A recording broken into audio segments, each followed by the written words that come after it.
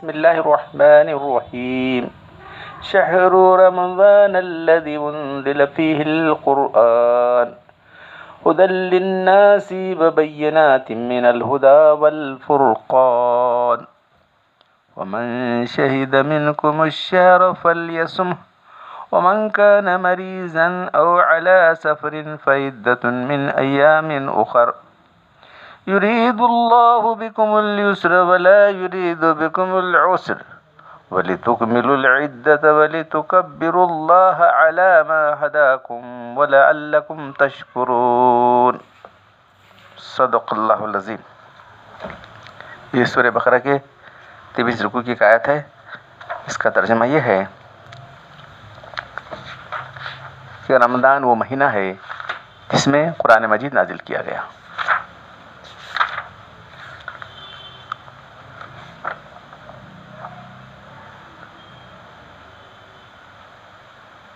جو لوگوں کے لیے سراپا ہدایت ہے، اور اس میں ہدایت کی اور حق کو باطل سے جدا کرنے کی دلیلیں بھی ہیں۔ بس جو شخص بھی اس مہینے کو تم میں سے پائے، اس کو چاہیے کہ پورے مہینے کے روزے رکھے۔ پھر جو کوئی بیمار ہو جائے یا سفر درپیش ہو جائے تو جتنے روزے چھوٹ جاتے ہیں دوسرے دنوں میں ان کی گنتی پورا کر لے۔ اللہ تعالیٰ تم پر آسانی چاہتا ہے، تم پر کسی کی دشواری اللہ تعالیٰ نہیں چاہتا، تاکہ تم روزوں کی گنتی پورا کرو اور اللہ کی بڑائی بیان کرو اس پر کہ اللہ نے تمہیں ہدایت دی، اور تاکہ تم اللہ کے شکر گزار بن جاؤ۔ تو فضائل رمضان پر یہ آیت ہے۔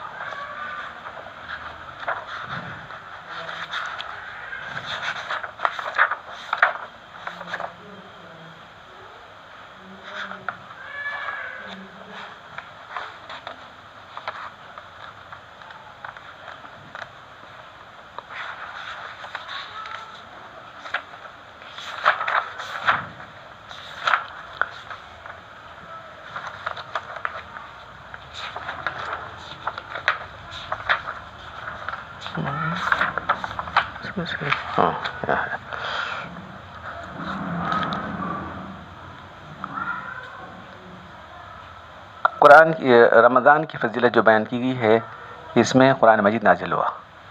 صرف قرآن مجید نہیں بلکہ تمام آسمانی کتابیں اسی مہینے میں نازل ہوئی۔ تو احادیث میں آتا ہے کہ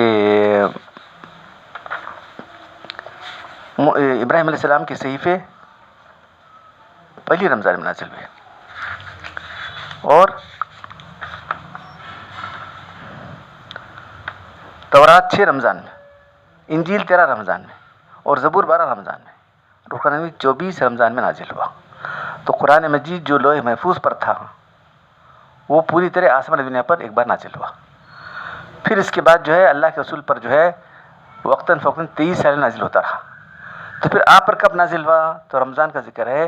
تو احادیث کی کتابیں اور سیر کتاب میں دیکھنے سے معلوم ہوتا ہے کہ 17 رمضان اللہ کے رسول رمضان ابھی نبوت ملنے سے پہلے ہی آپ غار حرا میں اعتکاف فرمایا کرتے تھے۔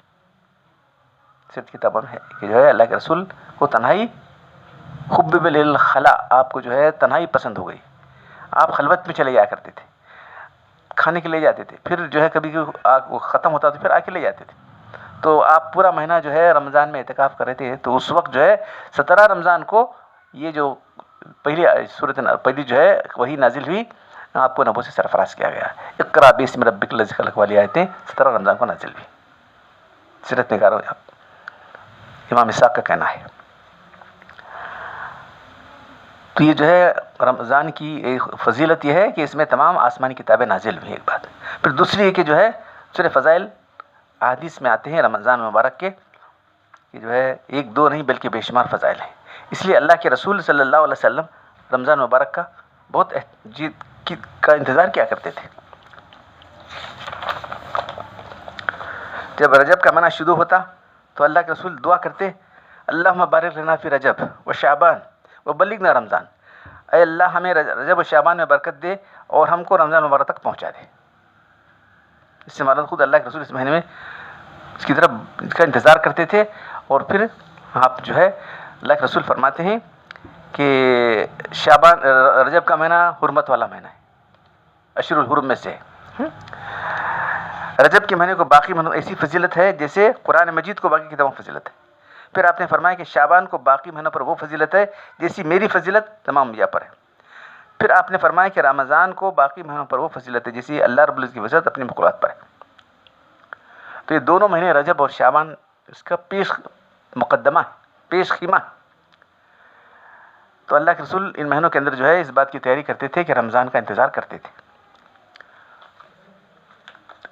جب شعبان کی آخری تاریخ تھی تو اللہ کے رسول نے ایک فضیلت رمضان کے تعلق سے آپ نے خطبہ دیا، اور جس میں اللہ کے رسول نے فرمایا یا ایھا الناس قد اذلکم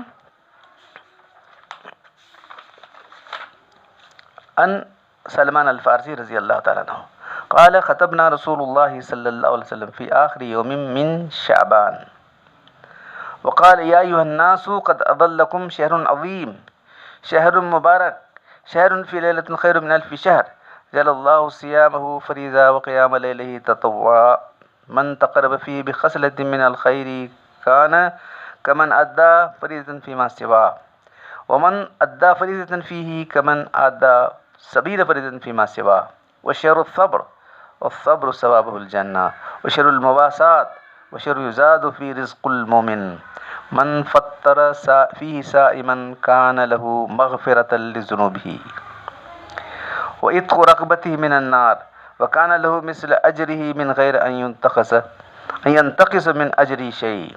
قلنا يا رسول الله ليس كلنا نجد ما نفطر به صائما. وقال رسول الله صلى الله عليه وسلم يؤتي الله هذا الثواب من فطر صائما على مسقة لبن أو تمرة أو شربة من ماء ومن أشبع صائما سقاه الله من حوضه شربة لا يزمو حتى يدخل الجنة وشهر أوله رحمة وأوسطه مغفرة وآخره عتق من النار من خفف عن مملوکی غفر اللہ له وأعتقه من النار. تو اللہ کے رسول صلی اللہ علیہ وسلم نے لوگ صحابہ کرام کے درمیان یہ خطبہ دیا. شاید جمعہ کبھی ہو سکتا ہے یا جمعہ نہیں تو بھی کون سا بھی خطبہ ہو سکتا ہے.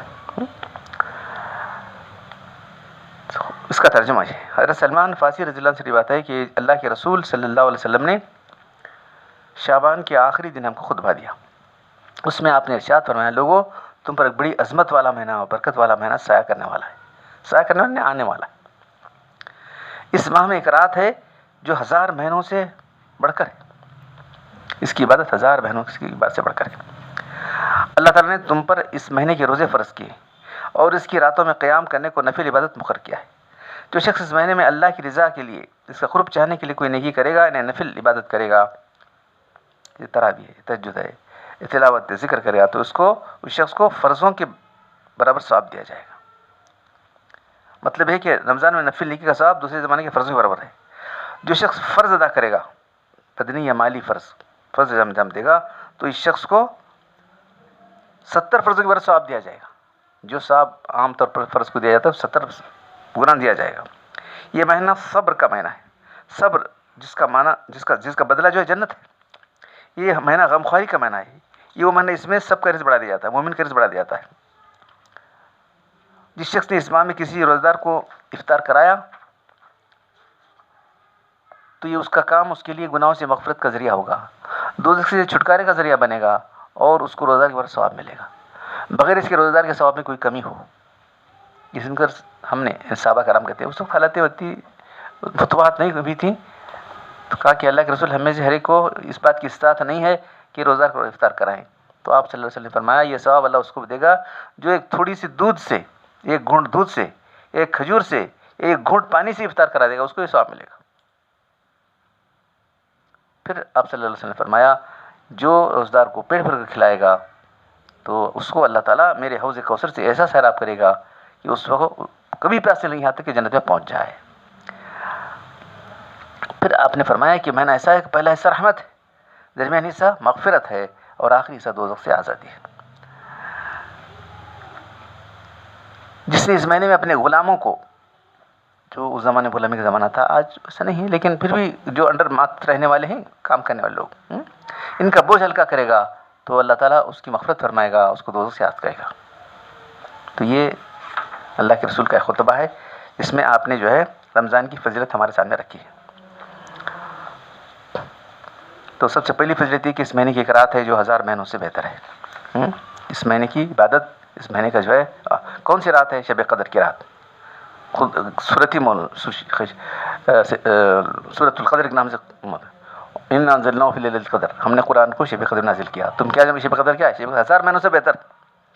پہلے لوگوں کی عمریں بہت لمبی لمبی ہوا کرتی تھیں، جیسے کہ نوح علیہ السلام کی دیکھ رہے ہیں نا، 40 سال نبوت ملی، 950 سال دعوت تبلیغ کرتے رہے، پھر اس کے بعد طوفان آ گیا، پھر اور جو ہے 50 سال رہے، تو ان کی عمریں لمبی ہوا کرتی تھی. صحابہ کرام افسوس کرنے لگے. تو یہ لوگ ایسے تھے، انہوں نے ایک پلک جھپکنے کے برابر بھی اللہ کی نافرمانی نہیں کی تھی. تو بولے کہ اللہ کے رسول کی عمریں تو لمبی تھیں، ہم کیا کریں؟ تو اللہ کے رسول نے فرمایا کہ جو ہے، تو اللہ یہ صورت نازل فرمائی کہ تمہارے لیے اللہ نے شب قدر دی جو دوسری امتوں کو نہیں دی تھی. اس کی عبادت جو ہے 1000 مہینے کتنے سال ہوتے ہیں؟ 83 سال کے قریب کچھ ہو جاتے ہیں. تو یہ مہینے کے اندر ایک رات ایسی آتی ہے. تو کون سی رات ہے؟ تو احادیث کی روشنی میں وہ رات جو ہے آخری عشرے کی طاق راتوں میں تلاش کرو. تحروا لیلۃ القدر فی الوتر من الاواخر رمضان، رمضان کے آخری عشرے کی طاق راتوں میں اس کو تلاش کرنا ہے. تلاش کرنے کا مطلب عبادت کرنا ہے. تلاش کرنے کا مطلب عبادت کرنا ہے. تو عبادت میں سب سے پہلی چیز ہے کہ کوئی چیز آدمی شریعت کے خلاف نہ کرے، کوئی کام شریعت کے خلاف نہ کرے. پھر جو عبادتیں جو قرآن حدیث سے ثابت ہیں، اللہ کے رسول کا جو عمل ہے اتنا ہی کرے. خام کا اجتماع کر لے کے، لائٹنگ کر لے کے، شیرنی مٹھائی دیکھے کیا کیا کرتے رہتے ہیں لوگ. 27 تاریخ کو اغلب ہے کہ 27 تاریخ کو ہوتی ہے، تو اس وقت کیا کرتے ہیں؟ سوچنا چاہیے ہم لوگ. تو کوئی کام ایسا نہ کرے جو شریعت کے مزاج کے خلاف ہے. اب پھر آگے اس کی فضیلت بیان کی جا رہی ہے. انشاءاللہ شب قدر کے تعلق سے تفصیل سے بات آپ کے سامنے آئی. اب صرف یہ کہ رمضان کی فضیلت کیا ہے، ایک تو یہ کہ تمام آسمانی کتابیں نازل کی گئیں. دوسری بات یہ ہے کہ اس میں ایک رات ہے جو 1000 مہینوں سے بہتر ہے. اب آگے فرمایا جا رہا ہے اس مہینے کے اندر اللہ تعالیٰ نے اس مہینے کے روزے فرض کیے ہیں، اور اس کی راتوں میں قیام کرنا ایک نفل عبادت. فرضوں کے علاوہ جو بھی سب نفل کی کیٹیگری میں آتا ہے. جتنی چیزیں فرض ہیں اس کے علاوہ جو بھی عبادت ہوگی وہ نفل میں آتا ہے. سنت وغیرہ سب تطوع کا لفظ آتا ہے. اس کی راتوں کو قیام کو نفل عبادت قرار کیا ہے. تو وہ تراویح ہے. تو تراویح کا مسئلہ بھی بہت تفصیل سے جو ہے تفصیل طلب ہے. تو اللہ کے رسول نے 3 دن تراویح پڑھی. پہلے دن پڑھی 1/3 رات تک پڑھی، دوسرے دن پڑھی آدھی رات تک پڑھی، تیسرے دن اتنی پڑھی کہ صحابہ کرام پریشان ہو گئے کہ ہماری سحری چھوٹ نہ جائے، ہمارا برکت والا کھانا چھوٹ نہ جائے، ہماری برکت جو ہے چھوٹ نہ جائے. پریشان ہو گئے صحابہ کرام. تو آخری سحری وقت تک آپ نے جو ہے پڑھی. پھر اس کے بعد آپ نے کہا کہ تم خود پڑھ لو. صحابہ کرام کا ذوق شوق دیکھ کر اللہ کے رسول کو یہ ہوا کہ کہیں اللہ تعالیٰ اس بات کو فرض کر دے اور پھر امت کو دشواری ہو جائے. امت کی دشواری کا خیال کرتے ہوئے آپ نے جو ہے صرف 3 دن پڑھائی. اب اس کے بعد سوال آیا کہ اللہ کے رسول تو خود پڑھتے رہے. احادیث میں صاف موجود ہے کہ کانا اللہ کے رسول جو ہے 20 رکعت تراویح پڑھا کرتے تھے اور 3 وتر پڑھتے تھے. موطا کی حدیث میں، ابن شیبہ کی حدیث میں تناتر پڑھتے تھے. اسی لیے حضرت عمر رضی اللہ تعالیٰ نے اپنے دور خلافت کے اندر دیکھا کہ لوگ الگ الگ پڑھ رہے ہیں، کوئی انفرادی طور پر پڑھ رہا ہے، کوئی جماعت سے پڑھ رہا ہے. تو آپ نے جو ہے سارے صحابہ کرام کو بلا کر جو ہے وہ بھی ان کا جو سید القراء تھے ان کو کہا کہ تم 20 رکعت تراویح پڑھاؤ. تو کسی کا کوئی اعتراض نہیں اٹھا. آج اعتراض کرنے والے اٹھ کھڑے ہوئے. کسی نے آپ 20 رکعت کہاں سے لائے؟ کوئی سوال اٹھنا چاہیے تھا نا بھائی. جب آپ 20 رکعت تراویح پر کسی کو جمع کیا ہے اور ان کو قرآن سنانے کے لیے کہہ دیا تو ایک اعتراض تو ہونا چاہیے، ایک بھی اعتراض ہونا چاہیے. اے عمر رضی اللہ تعالیٰ عنہ تم کہاں سے لائے 20 رکعت؟ تو اللہ کے رسول 20 رکعت پڑھتے تھے تنہا. ہاں یہ جو آپ 3 دن پڑھائی اس کے اندر وہاں ذکر نہیں ہے کتنی رکعتیں پڑھائے. لیکن نماز تو بہت طویل تھی. 1/3 رات، آدھی رات اور جو ہے سحر کے قریب تک آپ نے پڑھائی تھی. تو اب تنہا جو پڑھتے تھے وہ 20 رکعت پڑھتے تھے اللہ کے رسول صلی اللہ علیہ وسلم. تو کچھ لوگوں نے بخاری کی حدیث لے کر جو ہے 8 رکعت تراویح شروع کر دی. تو وہاں اگر ذرا بھی غور سے دیکھا جائے تو وہ تہجد کے بارے میں ہے، تراویح کے بارے میں نہیں. حضرت عائشہ رضی اللہ عنہا فرماتی ہیں ماں کان یزیدو الا 8 رکعات فی رمضان ولا غیرہ، اللہ کے رسول چاہے رمضان ہو چاہے غیر رمضان ہو 8 رکعت سے زیادہ نہیں پڑھتے تھے. تو کیا تراویح غیر رمضان میں پڑھتے ہیں کیا تراویح غیر رمضان میں پڑھی جاتی ہے؟ تراویح کی روایت خاص جو ہے رمضان کی ہے. تو آپ کیا فرما رہے ہیں یہاں؟ رمضان اور غیر رمضان 8 رکعت سے نہیں پڑھی. یہ تہجد کی نماز ہے جو اللہ کے اوپر فرض تھی، امت پر فرض نہیں ہے، امت پر نفل ہے، چاہے تو پڑھو. پھر آگے تفسیر بیان کرتے ہیں کس طرح پڑھتے تھے اللہ کے رسول، کتنی لمبی لمبی رکعتیں پڑھتے تھے، کس طرح 2 رکعت شروع کرتے تھے مختصر طور پر، اس کے بعد لمبی لمبی صورتیں پڑھتے تھے. سورہ بقرہ، سورہ آل عمران، سورہ نساء، لمبی لمبی صورتیں پڑھتے تھے اللہ کے رسول صلی اللہ علیہ وسلم. تو بہرحال تراویح 8 ہی رکعت ہے. اور اس کے بعد جو ہے حضرت عمر رضی اللہ تعالیٰ نے جب پوری امت کو جمع کیا تو امت کا اجماع ہو گیا. اجماع کی اللہ فرضی کرنا گمراہی، یاد رکھو. من شذ فی النار، جو اجماع سے کٹا تنہائی جہنم میں چلا جائے گا. اتبعوا سواد اعظم، سواد اعظم کی پیروی کرو، یہ اللہ کے رسول کی حدیث ہے. تو ایک گروہ الگ ہوا. اس وقت جو ہے مکہ اور مدینہ میں اس وقت سے لے کے اب تک 20 رکعت پڑھی جا رہی. نہیں دیکھو حکومتیں آئیں اور گئیں لیکن 20 رکعت ہی پڑھی جا رہی. تو کچھ لوگوں نے حدیث کا سہارا لے کے لوگوں کو بتانا شروع کر دیا تاکہ لوگ آسانی طلب ہو گئے ہیں، دین سے بیزاری آ گئی ہے، چلو جلدی پھاڑ کے بھاگ جائیں گے. اگر نہ پڑھے تو جو ہے 20 رکعت تراویح سمجھ لے کہ بیٹھے رہنا بہتر ہے، نہ کہ جو ہے اس طرح سے غلط نتیجہ نکالنا حدیثوں سے. لوگوں کو غلط نتیجہ نکال کے لوگوں کو سمجھایا جا رہا ہے. تو بہرحال جو ہے یہاں جو بات آئی ہمارے سامنے، رمضان کا قیام، رمضان کی جو ہے روزے فرض ہیں اور قیام جو ہے تطوع ہے، نفل عبادت ہے. پھر آگے رمضان کی فضیلت کے بارے میں، جو بھی اس مہینے میں کوئی فریضہ ادا کرے گا، من تقرب فی بخلۃ من خیر کمن آدا فریضہ سوا ہو، اس مہینے میں کوئی فرض ادا کرے گا تو اس کو یہ جو نفل ادا کرے گا، تو نفل ادا کرے گا، کوئی نفل کرے گا تو سب فرض کے ثواب ملے گا. اور جو فرض ادا کرے گا، ومن ادا فی فریضۃ، کوئی فرض نمازیں پڑھتے ہیں ہم لوگ، 5 وقت کی نمازیں ہیں، فرض زکوٰۃ دیتے ہیں، تو اس کو کمن ادا 70 فریضۃ فیما سوا، 70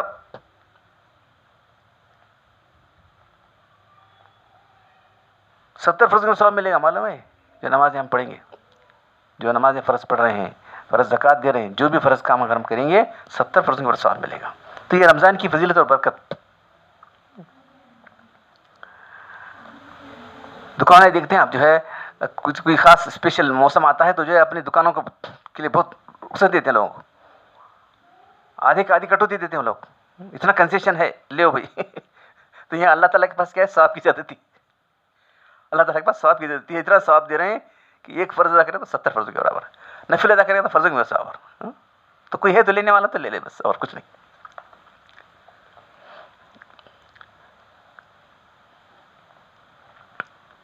وہ صبر کے معنی روکنا ہے اپنے آپ کو. کس سے روکنا ہے؟ تمام برائیوں سے روکنا ہے. اور جمع کر رکھنا کس پر؟ اطاعت پر جمع کے رکھنا ہے.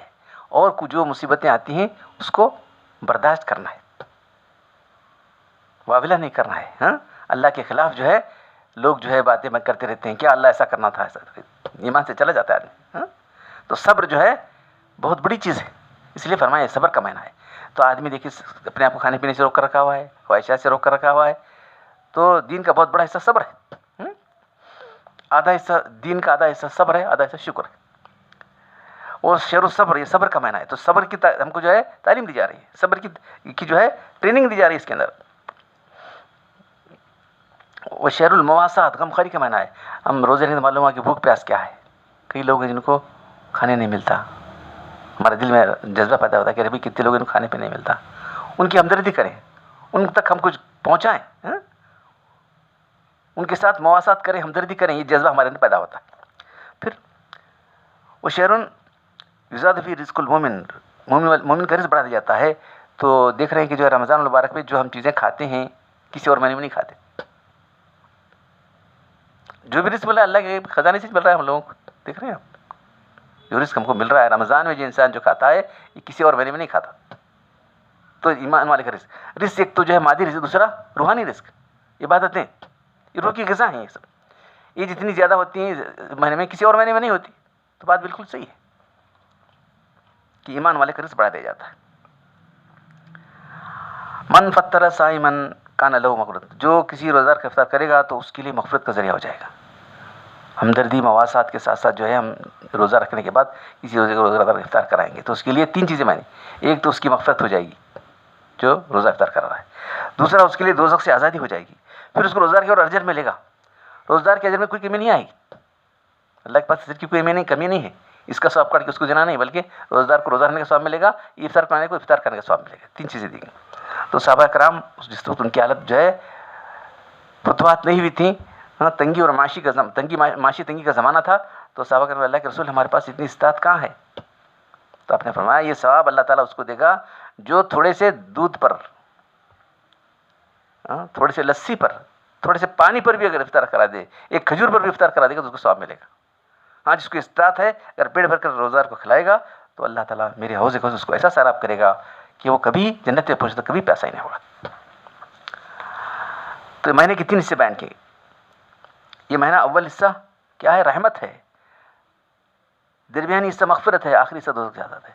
تو یہ شاید یہ مختلف امت کے مختلف طبقے ہیں. تو جو نیکیوں میں بڑھنے والے ہیں، سابقین ہیں، ان کی رحمتی شروع ہو جاتی. جو اوسط درجے کے لوگ ہیں ان کے لیے مغفرت سے باقی اس میں شامل ہو جاتے ہیں، وہ بھی اس عبادتوں میں ان کے لیے مغفرت ہے. اور جو لوگ آخری درجے کے ہیں وہ بھی جو ہے اس میں عبادت میں شامل ہو جاتے ہیں، ان کے لیے دوزخ سے آزادی. تو 3 طبقوں کے لیے 3 باتیں بیان کی گئی. رحمت شروع سے ہے، مغفرت بھی ہے لیکن 3 طبقوں کے لیے اس طرح سے بیان کیا گیا. پہلا حصہ رحمت، دوسرا مغفرت، آخری حصہ دوزخ سے آزادی. اور ان کا تعلق 3 اہل ایمان کے سے، جو کہ اور جو اہل ایمان ہے ان سے کیا بھی تعلق نہیں اس کا. جو اپنے غلاموں کو، تو اس زمانے میں غلامی کا زمانہ تھا، بہت سختی سے انہیں کام لیا کرتے تھے، کہا کہ جو ہے ان کو آزاد، ان کو جو ہے ان کے ساتھ جو ہے نرمی کرے گا، ان کا بوجھ ہلکا کرے گا تو اللہ تعالیٰ اس کی مغفرت فرمائے گا مالک کی، اور اس کو دوزخ سے آزاد کرے گا. تو یہ رمضان المبارک کے تعلق سے فضیلت کا جو ہے خطبہ اللہ کے رسول کا ہے، اور بے شمار احادیث ہیں. اب ایک حدیث سنیے. وعن ابن عمر رضی اللہ تعالیٰ عنہ ان نبی صلی اللہ علیہ وسلم قال ان الجنت تزخرف لرمضان من راس الحول الى حول قابل فاذا كان اول يوم من رمضان حبت ريح تحت العرش من ورق الجنة على حور العين ويقولن رب جل لنا من عبادك ازواجا تقر بهم اعيننا وتقر اعينهم بنا. حضرت ابن عمر رضی اللہ تعالیٰ عنہ سے روایت ہے کہ نبی صلی اللہ علیہ وسلم نے ارشاد فرمایا رمضان کی آمد کے اہتمام میں شروع سال سے آنے والے سال تک جنت کو آراستہ کیا جاتا ہے. تزخرف کے معنی ڈیکوریٹ، صحیح لفظ، جنت کو ڈیکوریٹ کیا جا رہا ہے. یعنی ہر سال جنت ڈیکوریٹ کی جا رہی ہے کنٹینیوسلی. اب اس سال کر کے چھوڑ دیتے ہیں کیا پھر ذرا غور سے حدیث کی تو سال کا شروع کون سا ہے؟ محرم ہو سکتا ہے یا رمضان ہو سکتا ہے. شروع سال سے آنے والے شروع سے اسلامی سال محرم ہو سکتا ہے. بیدنی کی معنی شوال کا پہلا دن مراد ہو. شوال سے لے کے رمضان تک جنت کو جو ہے آراستہ کیا جا رہا ہے، جنت کو سنوارا جا رہا ہے. کب سنوارتے ہیں؟ کوئی لوگ آنے والے ہوتے ہیں ہمارے گھر میں، ایک کیا دیکھتے ہیں کوئی مہمان کی آمد ہے، گھروں کو جو ہے ذرا سجاتے ہیں ہم لوگ. تو کون اہل ایمان جنت میں آنے والے ہیں بول کے اللہ تعالیٰ جنت کو سنوار رہے ہیں. جنت کو سنوارا جا رہا ہے، پورے سال بھر سنوارا جا رہا ہے جنت کو.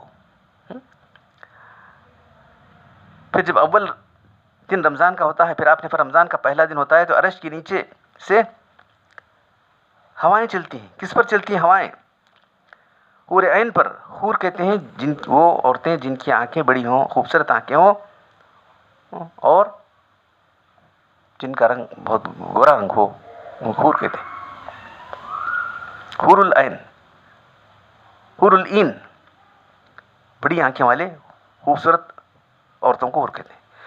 جنت کے پتوں پر سے ہوتے ہوئے عرش سے ہو کر جنت کے پتوں سے ہو کے ان کی آنکھوں ٹکراتی ہیں، ان کے اوپر چلتی ہیں. تو حوریں عرض کرتی ہیں کہ اے ہمارے پروردگار،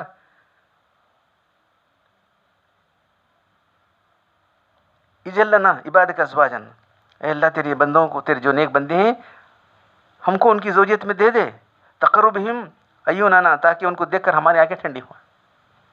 اور تقر اعینہم، اور ہم ان کو دیکھ کر ہم کو دیکھ کر ان کی آنکھیں ٹھنڈی ہوں، ان کو دیکھ کر ہماری آنکھیں ٹھنڈی ہوں، اور ہم ان کو دیکھ کر ہماری آنکھیں ٹھنڈی ہوں. تو پوری دعائیں کر رہی ہیں اہل ایمان کے لیے.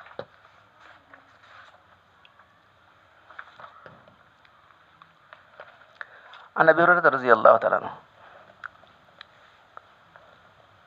قال قال رسول اللہ صلی اللہ علیہ وسلم اسکان اول لیلۃ من شہر رمضان سفدت الشیاطین ومرض الجن وغلقت ابواب النار فلم يفتح منها باب وفتحت ابواب الجنة ولم يغلق منها باب وينادي مناد یا باغی الخیر اقبل ویا باغی الشر اقصر وللہ اتقاء من النار وذلك كل لیلۃ. حضرت ابو ہریرہ رضی اللہ تعالیٰ عنہ سے روایت ہے کہ اللہ کے رسول نے فرمایا جب رمضان کی پہلی رات ہوتی ہے تو شیاطین اور سرکش جن جکڑ دیے جاتے ہیں، باندھ دیے جاتے ہیں، اور دوزخ کے سارے دروازے بند کریں، کوئی دروازہ نہیں کھلتا، اور جنت کے سارے دروازے کھول دیے جاتے ہیں، کوئی دروازہ بند نہیں ہوتا. اور ایک اللہ کا منادی یعنی اعلان کرنے والا اعلان کرتا ہے، اے طالب خیر یعنی نیک اعمال کرنے والے آگے بڑھ. اللہ کی توجہ، اے طالب شر رک جا، ٹھہر جا، برائی کی طرف مت کر. اور اللہ تعالیٰ کتنے ہی بندے اللہ کے ہیں، اللہ تعالیٰ دوزخ سے آزاد کرتے ہیں اس مہینے کے اندر، اور یہ ہر رات ہوتا ہے.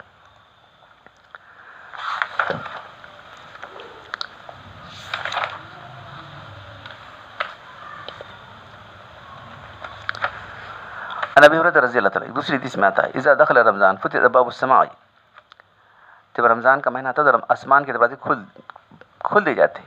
دوسری جگہ ابواب الجنت، دوسری جگہ ابواب الرحمت، ابواب جنت کے دروازے کھول دیے جاتے ہیں. تو یعنی جنت کے دروازے یعنی ہم اعمال جو ہم ایمان والے کرنے والے ہیں یہ سب کہاں جنت پہ لے جانے والے اعمال ہیں، اور برائی سے بچ جاتے ہیں، اس لیے دوزخ میں جانے والے اعمال بند ہو جاتے ہیں. کس کے یہ سب یہ ساری چیزوں کا تعلق جنت کے دروازے کھول دیے جاتے ہیں، تو یہ اہل ایمان سے، اس کا تعلق سب اہل ایمان سے، باقی لوگوں سے نہیں، ورنہ وہ ویسے ہی پھرتے رہتے. لیکن جنرل اگر دیکھا بھی جائے تو برائیاں رمضان کے مہینے میں کم ہوتی. یہ جو فرمایا گیا ہے کہ سفدت المرض، جو شیاطین و جن ہیں جکڑ دیے جاتے ہیں، سفدت الشیاطین و مرض الجن. لیکن پھر بھی کچھ لوگ مسلمان بھی ہیں غلط کام کر رہے ہیں، وہ غیر تو غیر غلط کام کرتے رہتے ہیں، مسلمان بھی غلط کام کرتے رہتے ہیں رمضان میں. تو غلط کام کرنا جو ہے ان کا نفس کرا ہو سکتا ہے. شیاطین تو جکڑ دیے گئے ہیں، نفس ہے نا انسان کے ساتھ. انسان کے دو بڑے دشمن ہیں، ایک اس کا نفس، دوسرا شیطان. اب شیطان جو بہکا کے نفس کو بگاڑ چکا ہے، اب وہ جو ہے نفس جو ہے وہ کام کرتا رہتا ہے. ایک صاحب نے بڑی اچھی مثال دی ہے، گاڑی کو جب ٹھہراتے ہیں تھوڑی دیر اور چلتی ہے، گاڑی کو جو ہے بریک مار کے ٹھہراتے ہیں تھوڑی دیر اور چلتی ہے. اس طرح سے برائیوں کو روکنے کے لیے رمضان آ کے جو ہے شیاطین کو جکڑ دیا گیا ہے، لیکن نفس سے چلاتا اس گاڑی کو، برائی کی گاڑی کو چلاتا.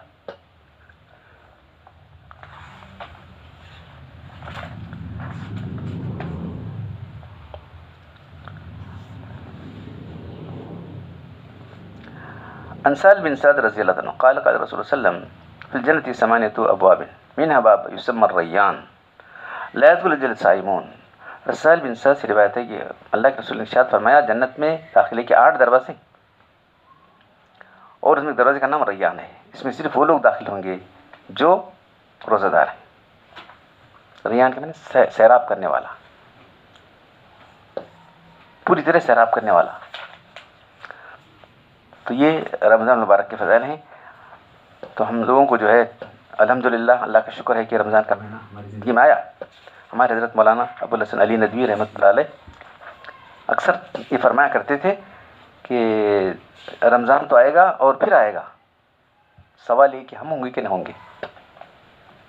جب سال میں آتا نا محرم، سفر، ربیع ثانی، جمادی الثانی، بس اس طرح سے رجب، شعبان، پھر رمضان، اس طرح سے ہر سال آتا رہے گا، اور جب تک دنیا باقی آتا رہے گا.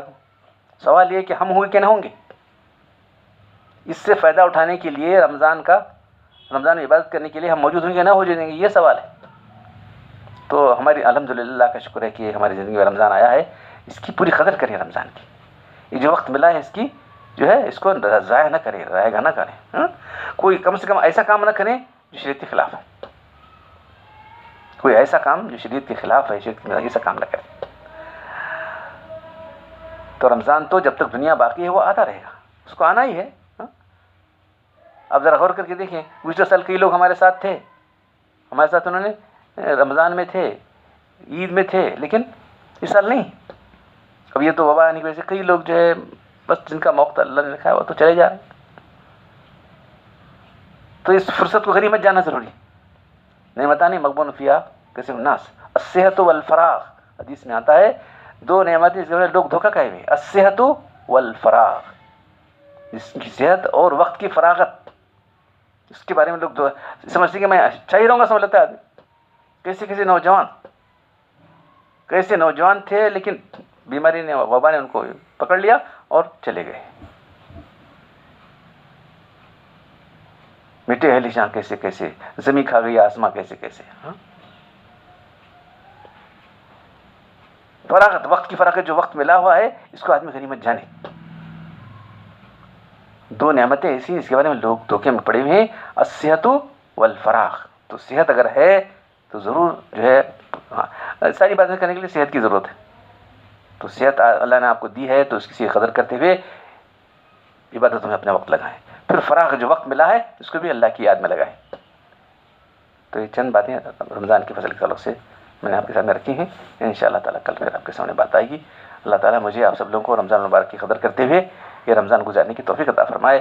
سبحان ربک رب العزت عما یصفون وسلام علی المرسلین والحمد للہ رب العالمین.